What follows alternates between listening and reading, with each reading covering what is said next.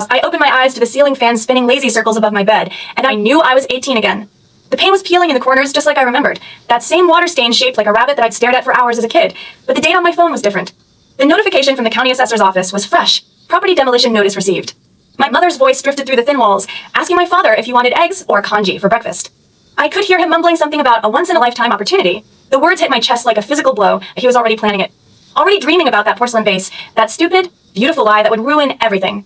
I swung my legs out of bed, my bare feet hitting the cold linoleum floor. The sensation grounded me. Real. This was real. I was back, and I wasn't going to let him destroy us again. Downstairs, the kitchen smelled like soy sauce and something burning. My mother, Evelyn, stood over the stove in her faded floral apron, the one with the pocket she'd sewn herself after the original tour. Her shoulders were already beginning to curl forward, the posture of someone who had been carrying too much for too long. Right now, she was still healthy, still whole, still here. My father, Joseph, sat at the scarred wooden table with his back to me.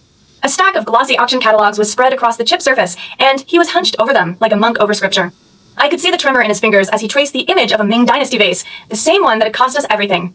Morning, sleepyhead, my mother said without turning around. Your father and I were just talking about the Taichan notice. She used the Mandarin word for demolition, but the meaning was the same. The government was buying out our neighborhood. We had a choice, take the cash settlement or accept newly built apartments in the redevelopment zone. We're taking the money, my father said flatly. He still hadn't looked at me. I've already talked to some people. There's a collector upstate who's selling a piece that's going to make us rich. Evelyn, I'm telling you, this is the one. This is the find that changes everything. My mother's spatula paused midair. But Joseph, the apartments.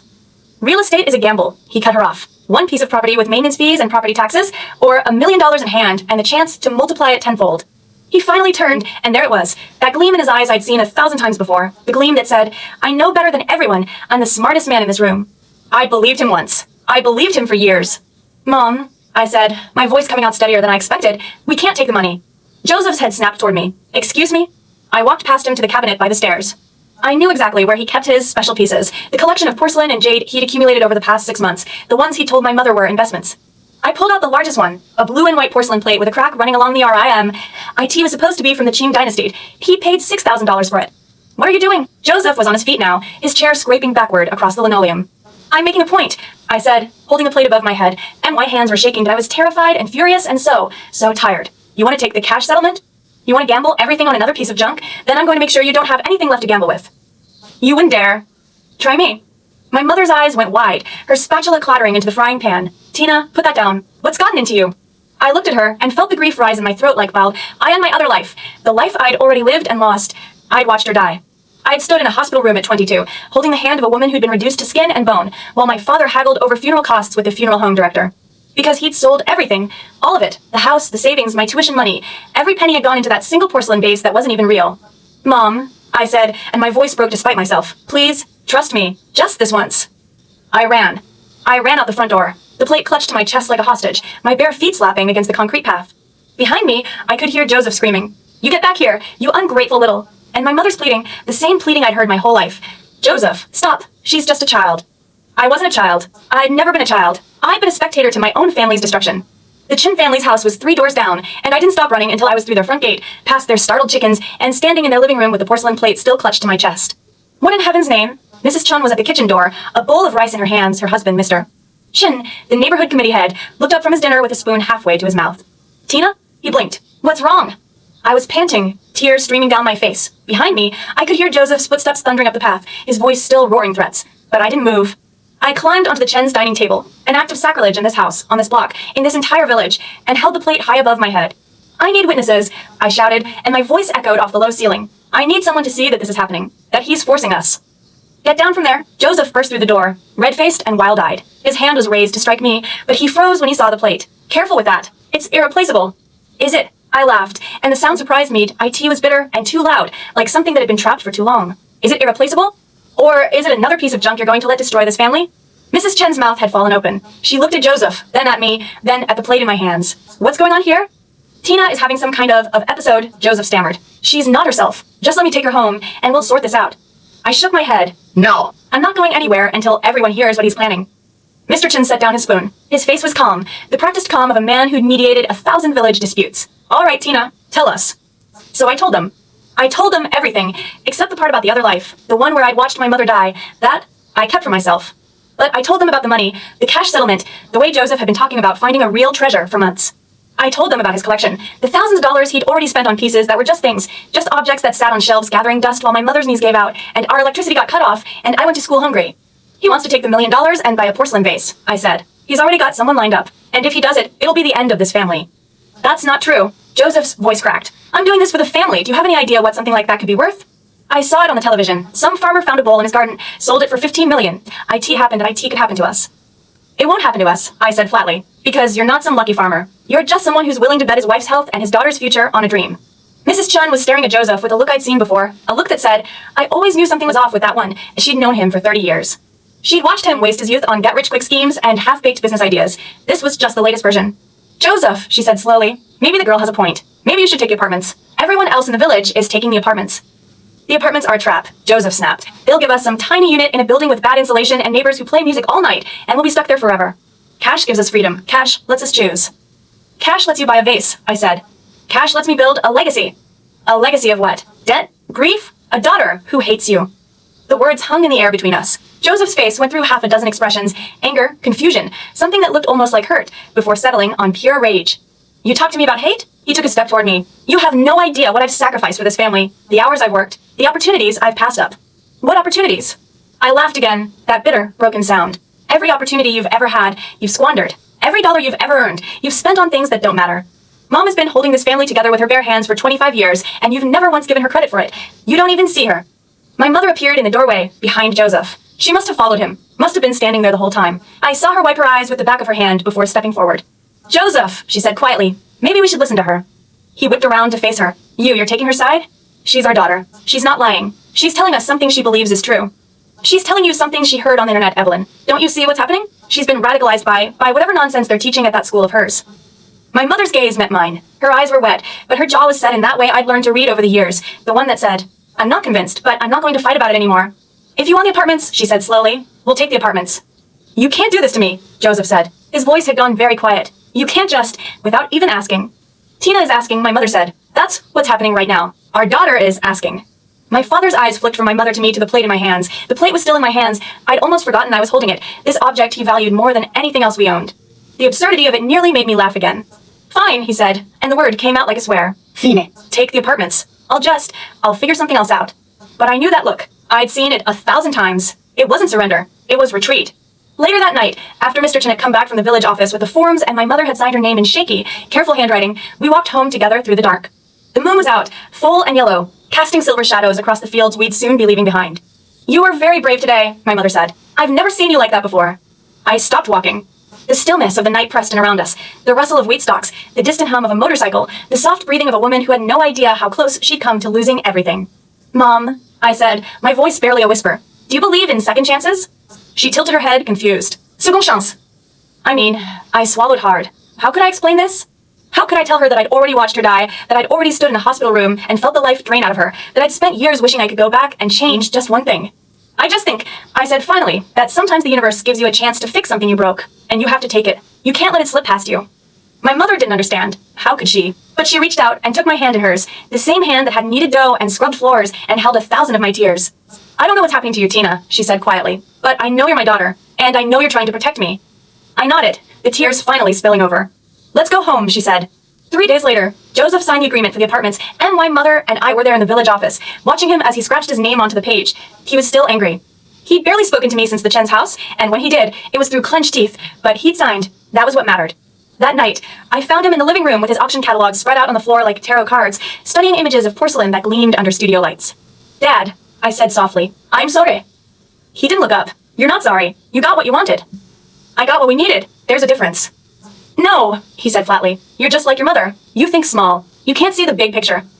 Maybe the big picture doesn't exist, I said. Maybe all we have is each other. He snorted. Sentimental nonsense. I stood there for a long moment, watching him trace the lines of a vase that was probably worth less than the paper it was printed on. If he was going to find a way to do it, I knew him. He was going to take his half of the new house, sell it for cash, and buy that stupid piece of porcelain. This was just the beginning. He wouldn't stop until he drained us dry. But I had one advantage he didn't. I already knew how it ended. Dad, I said, can I show you something? He looked up suspicious. What? I pulled out my phone and found the link I'd bookmarked earlier that day, a news article from 6 months ago about a man who'd spent $3 million on a counterfeit vase. I want you to read this, I said. He didn't want to read it. I knew he wouldn't, but I left the phone on the floor beside him and walked away. I was 18 years old again. My mother was still alive, and I had a war to win. Hashtag Chapter 2, The Art of Disappearing. I knew the moment I saw my father's smirk at breakfast that he hadn't read a single word of that news article.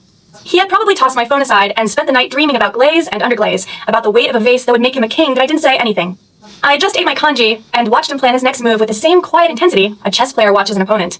The week passed uneventfully. The Che-Chan papers were filed, the government schedule set, and my mother began to talk about the new apartment with cautious hope.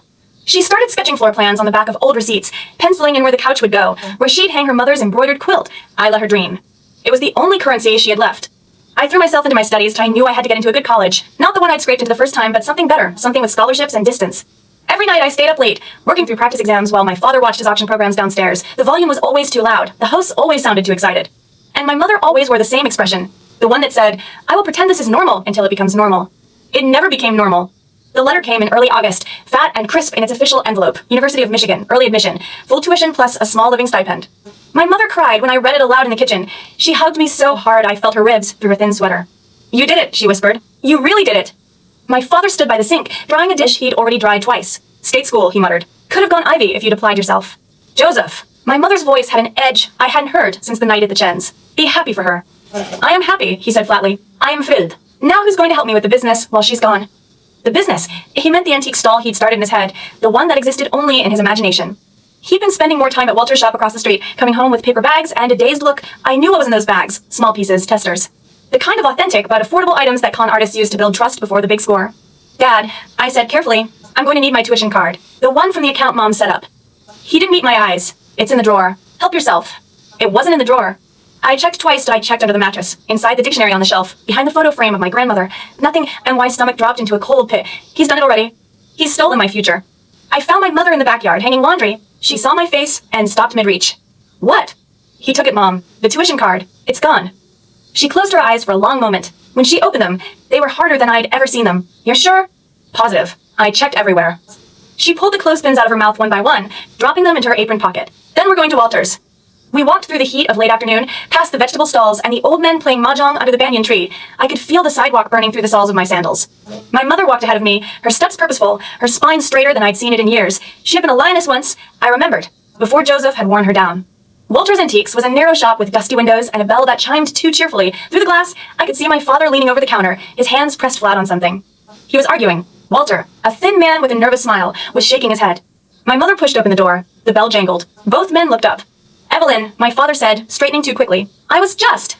Give me the card, my mother said. Her voice was quiet, but it cut through the stale air like a blade. I don't know what you're talking about. The tuition card. The one you stole from Tina's store. Give it to me now. Walter took a step back, raising his hands. Ladies, we're just having a friendly conversation. The card, my mother repeated. She walked past my father, past the rows of dusty vases and bronze figurines, and stood directly in front of Walter's register. You ran it, didn't you? How much was on it? Walter's face went pale. I didn't know. You knew exactly what it was. I stepped forward, holding up my phone with a photo of my tuition envelope. It says tuition right on the sticker. You saw it. You just didn't care. My father tried to grab my arm. I jerked away. Don't touch me. Tina, be reasonable. Reasonable? My mother's voice cracked, just for a second. Then she did something I'd never seen her do. She swung her hand back and slapped my father across the face. The sound was like a firecracker going off. His head snapped to the side, and a red mark bloomed instantly on his cheek. You steal from your own daughter, she said, her voice trembling but clear. You steal from me. You steal from the only people who have ever loved you. He touched his cheek, stunned. You hit me. I should have hit you years ago.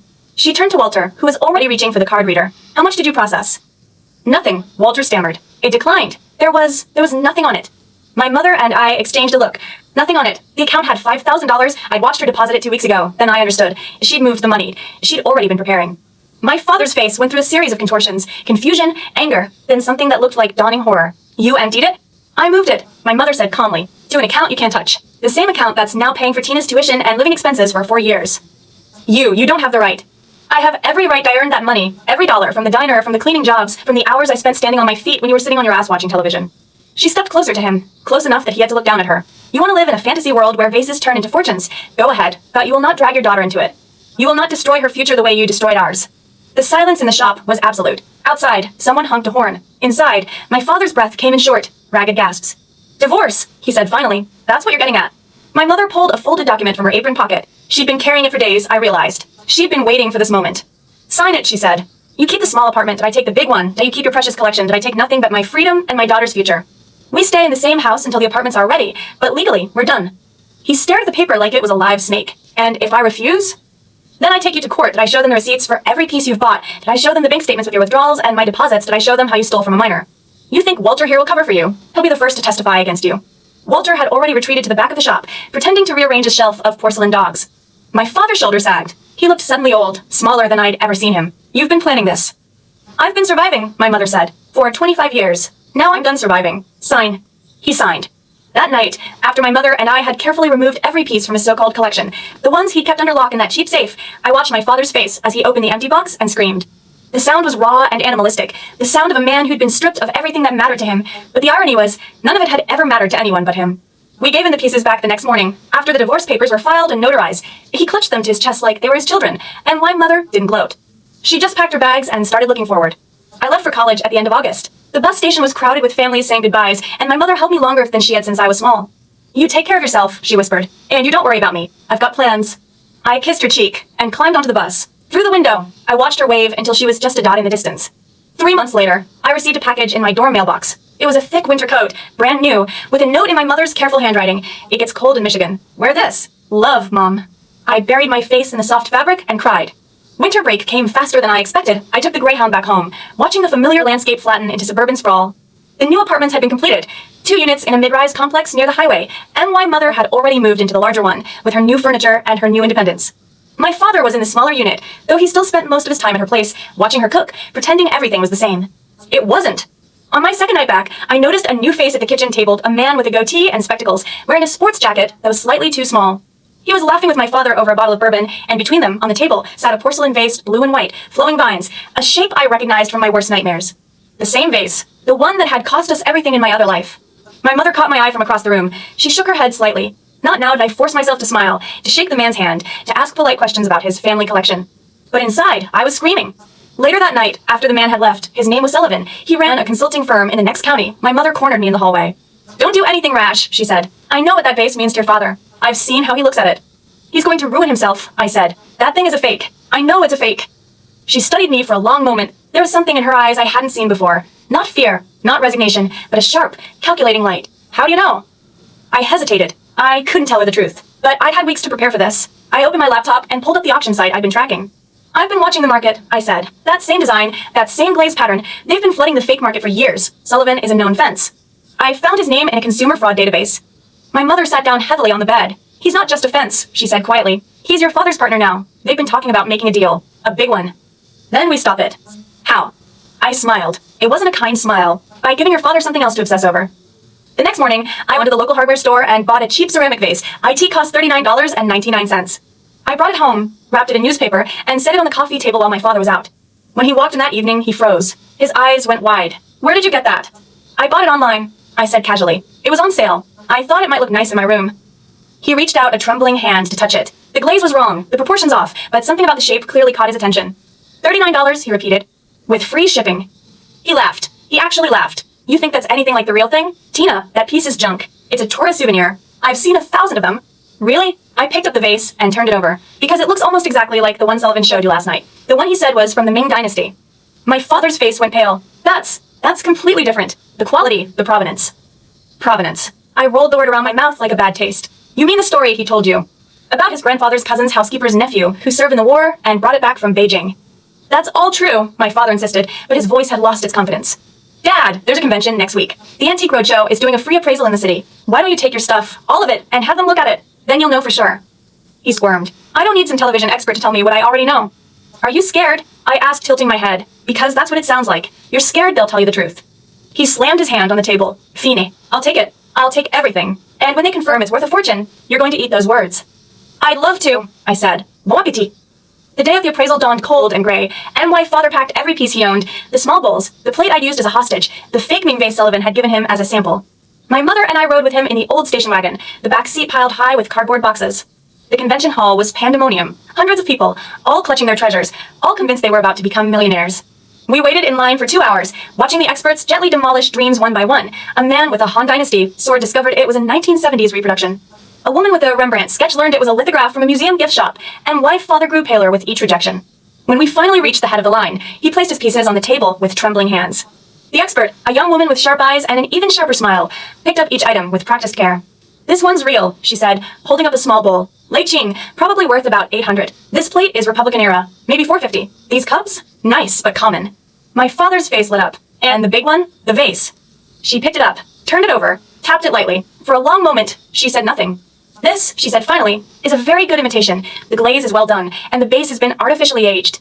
But if you look here, she pointed to a tiny imperfection, a bubble in the porcelain. That's a tell. Modern kiln, I'm sorry, but this piece is not antique. My father's face collapsed. No, he breathed. No, you're wrong. Sullivan said. Sullivan, the expert repeated, frowning. Sullivan with the goatee? Short guy, talks a lot about his uncle's collection. Yes, that's him. The expert sighed. We've had complaints he's been running the scam up and down the state. He sells a few authentic pieces to build trust, then hits you with a big fake. I'm sorry you got caught up in it. My father staggered back, gripping the edge of the table. Around us, people whispered. Some laughed. A man in a tweed jacket patted his shoulder with false sympathy. I watched my father's world crumble in slow motion, and I felt nothing but cold satisfaction. That evening, my mother and I sat in the new apartment, drinking tea while my father raged in his unit next door. We could hear him through the wall, screaming, throwing things, calling Sullivan a dozen names, and my mother didn't flinch. He'll be fine, she said. He's always fine. He's not fine, I said. He just lost everything he believed in. He didn't lose everything, my mother said. He still has his health. He still has a roof. And he still has a daughter who cares enough to stop him from making the biggest mistake of his life. I stared at her. You knew about Sullivan. She smiled, a tired, knowing smile. I know a lot of things, Tina. I just choose when to act on them. My mother was not the woman I thought she was. She'd been playing a long game, watching, waiting, collecting her own evidence. She'd already separated their finances. She'd already consulted a lawyer. She'd already prepared for the day he'd try to mortgage the larger apartment. That's why you divorced him, I said slowly. Not because you were angry, because you needed to protect your assets. You don't stay married to a gambler for 25 years without learning a few tricks, she said. Now finish your tea. Tomorrow we're going to Sullivan's office with a police report. I laughed. I couldn't help it. All this time, I thought I was saving my mother. But she'd been saving herself and me the whole time. Hashtag Chapter 3, the House of Cards. We arrived at Sullivan's office the next morning with a folder full of printouts and a police report number my mother had already filed online. The office was a converted storefront on a side street, with a brass nameplate that read Sullivan and Associates, fine art appraisals. The windows were dark. The door was locked. Closed, my mother said flatly. How convenient. Through the glass, I could see the outline of a desk, a chair, and a row of empty shelves, and vases, and paperwork, and goateed man in a too small jacket. Just a hollow shell designed to look legitimate until the mark paid up. He's gone, I said. He took the money and ran. My mother didn't look surprised. She pulled out her phone and dialed the number we'd been given. IT went straight to voicemail. She left a message in her calmest voice. Mr. Sullivan, this is Evelyn Jout. I'm calling about the vase you sold my husband. I have a police report number and several witnesses. I suggest you call me back before I escalate this further. She hung up and turned to me. He won't call, but we've started a paper trail. That's what matters. Dad's going to lose his mind when he finds out Sullivan skipped town, I said. He already knows I heard him on the phone this morning. Sullivan told him it was a temporary business trip. She shook her head. Your father wants to believe so badly that he'll swallow any story. We walked back to the apartment complex in silence. The winter sun was weak, barely cutting through the haze. I watched my mother's reflection in the shop windows as we passed. She looked older than she had a year ago, but also harder. The softness in her face had been replaced by something more like steel. When we got home, we found the door to my father's unit ajar. Inside, he was sitting on the floor with his empty safe open beside him, the newspapers he'd used to wrap his treasures scattered like confetti. His face was gray. His hands shook as he held a single piece of paper, a bank statement. He took everything, my father whispered. Everything in my account. The mortgage money, the pension, the $8,000 I borrowed from my brother. All of it. My mother stood in the doorway. I'm sorry, Joseph, but you gave him access. I trusted him. My father's voice cracked. He was my friend. He was a con artist. I said, and you were his mark. You knew that. You just didn't want to admit it. He looked up at me with eyes that were wet and red-rimmed. For a moment, I felt a pang of something. Pity, maybe. Then I remembered the hospital room. I remembered the funeral home director. I remembered the look on my mother's face when she couldn't afford her own pain medication. Dad, I said, did you sign anything else? Any other papers? His gaze flickered. That was all the answer I needed. 2 days later, we got the call from the title office. Someone had filed a transfer of ownership on the larger apartment, the one that was legally my mother's. The transfer had been notarized with my mother's signature. My mother had never signed anything. We drove to the city clerk's office in silence. The clerk, a young woman with glasses and an apologetic expression, pulled up the documents. There it was, a deed of sale, transferring the 95 square meter apartment to a company registered under Sullivan's name. The signature was a clumsy imitation of my mother's cursive. The notary stamp belonged to a notary who had been disbarred 2 years ago. Your husband brought this in personally, the clerk said. He had the original property deed and a copy of your ID. My mother stared at the document. Her hands were gripping the edge of the counter so hard her knuckles were white. He stole my deed from my locked file cabinet, she said slowly. He's been planning this for weeks. Mom, we need to call the police again. This is fraud. Forgery. She nodded, but I could see something else in her expression, not just anger, but exhaustion. The exhaustion of someone who had spent decades fighting a losing battle and was finally, truly done. The police came quickly. 2 officers, a man and a woman, took statements and copies of the documents. They listened to my mother's calm account of the divorce, the asset division, the counterfeit base, and the missing money. Then they went next door to question my father. Through the thin walls, we could hear him shouting, "I didn't forge anything. She agreed to sell. She just changed her mind after." "Mr. Zhao," the female officer cut in, "your ex-wife's signature on this document is not her signature. We have samples from her bank records and her driver's license application. This is a clear forgery." My father went silent. Then, in a smaller voice, "I didn't mean to. I just needed the money. To pay back the loan. To get the vase back from Sullivan." "Dad," I said, pushing open the door, "you can't get the vase back. It was never real. There's nothing to get back." He looked at me, really looked at me, and for the first time, I saw something crack behind his eyes. The delusion, the grand narrative of the chosen one who would beat the system, finally collapsed. "I know," he whispered. "I know it was fake. I've known for weeks. But I couldn't stop. I couldn't admit I'd been a fool." That moment almost broke me. Almost. Because in that instant, I saw my father not as a villain, but as an ordinary man who had been hollowed out by his own fragile ego. A man who would rather destroy everything he had than admit he'd made a mistake. "I'm sorry," I said, and I meant it, but I didn't take it back. "But you're going to have to face the consequences." The police arrested him that afternoon for fraud and forgery. They led him out of the apartment in handcuffs, past the neighbors who had gathered in the hallway, past the old woman from downstairs who crossed herself, past the teenage boy who filmed everything on his phone. My mother watched from the window. Her face was stone, but when I put my hand on her shoulder, I felt her trembling. The next week was a blur of legal meetings, phone calls, and paperwork, and my father's brother, Uncle Mark, arrived from the city to help sort things out. He was the pragmatic one in the family, the one who had warned my father about Sullivan months ago. He didn't say, "I told you so." He just sat with my mother at the kitchen table and helped her draft a letter to the court requesting a protective order against any further financial manipulation. "Joseph is going to prison," Uncle Mark said bluntly. "At least for a few years. The forgery charge carries a minimum sentence, especially since he tried to defraud a family member. But the good news is, the apartment never actually transferred. The title office flagged the forged signature, so you're clear." My mother nodded. "And the money?" "Sullivan's gone. The police have issued a warrant, but he's probably out of state by now. You might never see that money again." My mother closed her eyes. "I don't care about the money. I just want him to stop hurting us." Uncle Mark looked at me. "Your mother is stronger than she looks." "I know," I said. "She always has been."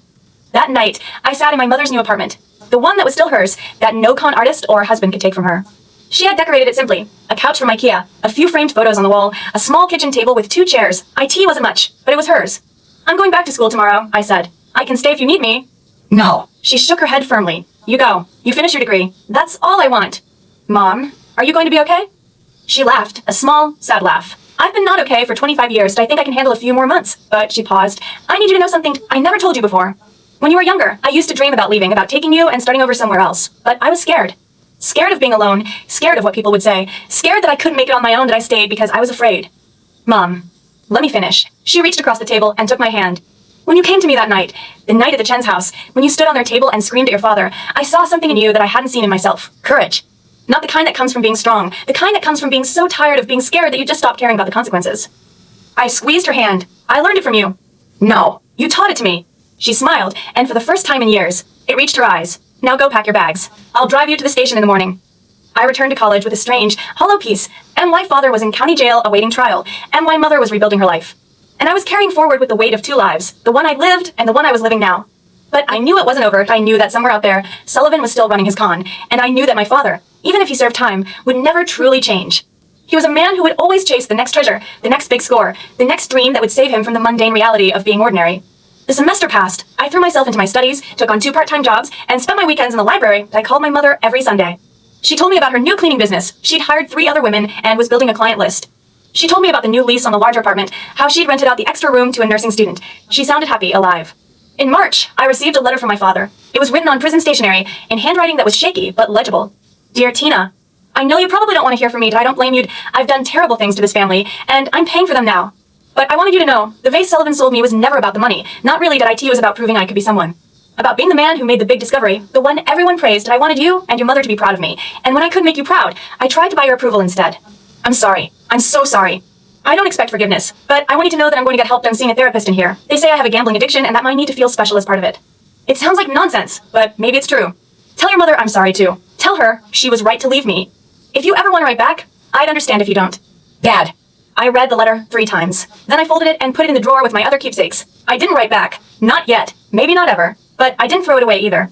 Some things I've learned are too heavy to carry and too heavy to let go. You just put them in a drawer and close it.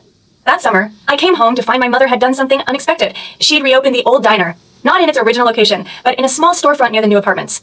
The sign read Evelyn's Kitchen. The menu was simple. Congee, dumplings, noodle soups, and an American breakfast special for the morning crowd. She'd hired 3 of her former cleaning clients' daughters as waitresses. She'd redecorated with warm yellow walls and mismatched chairs. And she'd put a single porcelain vase on the counter, a cheap one with a price tag still attached, $12.99 from the discount store. Insurance, she said with a wink when I pointed it out. If your father ever tries to steal it, he'll be disappointed. I laughed. It was the first time I'd laughed without bitterness in a long time. Then, in early July, the news came. Sullivan had been arrested in a neighboring state, trying to pull the same scam on an elderly couple. The police had recovered a portion of the money, enough to cover my mother's legal fees, not much else. But the bigger news was that Sullivan, under questioning, had confessed to hiring a group of local teenagers to intimidate my father back when he'd started making trouble at the antique shop. He didn't want Joseph to talk to the police, the detective explained over the phone. So he hired some kids to rough him up. They never did. Your father's case was already going to court by then. But we've got the confession on tape. My mother sat down heavily in her chair. He was going to have my husband beaten. Ex-husband. I corrected quietly, but yes. We never told my father about that part. He was already serving his time, and the knowledge wouldn't have helped him. It would have just fed his sense of victimhood, made him feel like the world was conspiring against him. He needed to believe that he was responsible for his own choices, not a pawn in someone else's game. By the time my father was released, 18 months later, everything had changed. He walked out of the facility with a small bag and a bus ticket to our town. My mother met him at the station, not because she wanted to, but because I asked her to. He's still your father, she said, and you're still his daughter. That doesn't go away. I stood beside her as the bus pulled in. My father stepped off looking older, thinner, gray-haired. He saw us and stopped. Tina, he said. His voice was hoarse. Evelyn. My mother stepped forward. Joseph, she said, her voice firm but not angry. The diner needs a dishwasher. The pay is minimum wage. You'll have to show up on time and do the work. No excuses. He stared at her. Then slowly he nodded. That's all I ever wanted, he said quietly. A chance to do something real. I didn't believe him. Not completely. But I watched him take the bus with us back to the apartment, watched him put on the apron my mother handed him, watched him scrub pots and pans until his hands were raw. I still didn't trust him. But I understood that people don't change all at once. They change in increments, in small choices, in the daily act of choosing to be better even when no one is watching. The future, I knew, was not guaranteed. But at least we had a future. And that, after everything, was more than I dared to hope for.